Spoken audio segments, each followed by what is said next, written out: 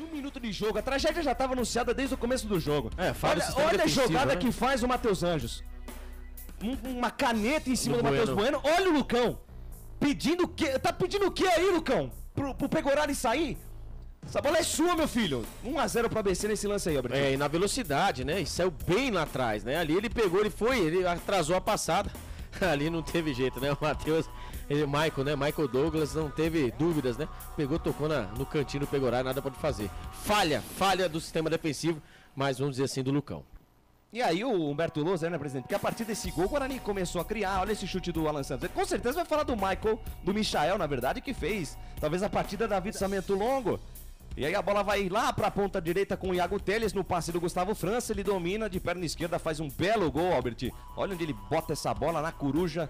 Lá onde a Coruja dorme, empatando o jogo pro Guarani. Até aí o torcedor tinha esperança. O único que se salvou, hein, Gustavo França. Exatamente, tudo começou lá atrás, né? Ali o Kaique, né? Ali a poça d'água, ali o jogador do ABC acabou escorregando. O Kaique lá de trás, hein? Fez o lançamento. Ali o Derek, né? Conseguiu ganhar de cabeça, uma das poucas chances do Derek.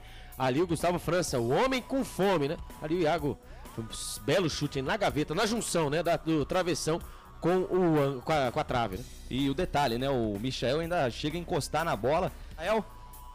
Olha aí de novo, hein? Caprichosamente essa bola não entrou. E aí foi o lance, né? Que o Natan Melo e o próprio goleiro do ABC se desentenderam ali no calor do jogo. E aí, olha esse gol, gente. Passe no comando do Natan Melo. O Lucão briga, perde a bola pro Wellington, sai na cara do Pegorari. 2-1 pra equipe do ABC. Inacreditável. Parece gol de várzea, Albert. Não, isso aí é International Superstar Soccer Deluxe. Quem já jogou, né? Ali o Lucão chegou bem na frente. O Lucão tinha toda, né? Ele podia ter dado o carrinho pra linha lateral, né? Mas ali, o primeiro foi ali, né? O Bueno, o Alan Santos, todo mundo batendo a cabeça e a bola em profundidade. Parecia aquele lance que ele foi expulso, né?